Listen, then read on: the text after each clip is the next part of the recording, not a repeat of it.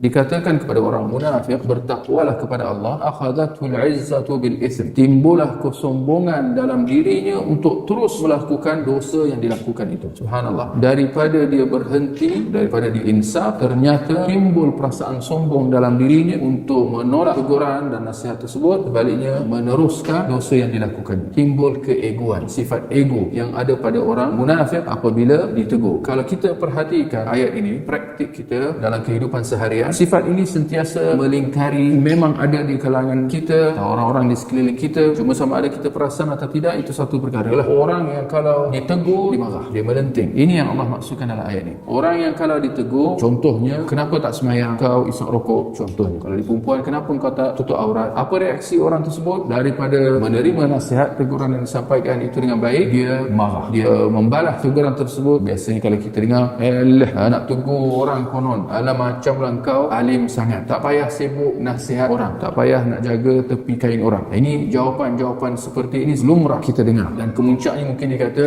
tak payah sibuk-sibuk, kubur lain-lain. Jawapan-jawapan klise biasa kita dengar. Ini adalah apa yang Allah maksudkan dalam ayat 206 surah Al-Baqarah ini. Ini adalah satu sifat yang tidak baik, ia adalah sifat orang-orang munafik. Kalau seseorang yang ditegur lalu dia marah, dia khawatiri sifat ini adalah sebahagian daripada sifat munafik yang ada pada diri dia. Kerana perlu kita sedar bahawa orang yang beriman dia tidak akan marah. Orang yang beriman kalau ditegur, dia paling tidak dia akan berhenti sejenak dan bermuhasabah. Fikirkan apa kesalahan yang dia telah lakukan. Kalau dia tak perasan lah, dia bukan terus akan marah, dia akan tengoklah apa yang dia tegur tu. Maka kalau benar dia telah melakukan satu kesalahan, maka teguran itu akan diterima dengan baik dan dia akan menginsafi dirinya dan berusaha meninggalkan perbuatan buruk tersebut. Adapun perbuatan sedaya upaya nak mempertahankan diri sedangkan dia telah sedar akan kesalahan yang dia lakukan, bahkan daripada rasa insaf, rasa bersalah dan bertaubat, sebaliknya dia sedaya upaya mempertahankan diri dan cuba nak menegakkan benang yang basah, dia khawatiri ini semua adalah bahagian daripada sifat orang munafik. Biasa kita dengar kalau seorang itu ditegur, orang itu sedaya upaya nak pertahankan diri. Antaranya ialah dia mengatakan, alah orang lain buat, alah kau nak tegur orang kau pun sama. Ini semua adalah jawapan-jawapan yang hakikatnya tidak membantunya sama sekali. Itu bukan satu jawapan yang benar untuk diberikan apabila kita ditegur. Jawapan-jawapan ini semua tidak akan menyelamatkan kita di hadapan Allah Subhanahu wa taala di akhirat nanti. Maka hendaklah kita sedar, kalau orang tertegur, bersyukurlah kepada Allah kerana ada orang tegur kat kita. Berbanding kalau kita berdepan dengan Allah di akhirat nanti, apabila Allah mempersoalkan perbuatan-perbuatan yang kita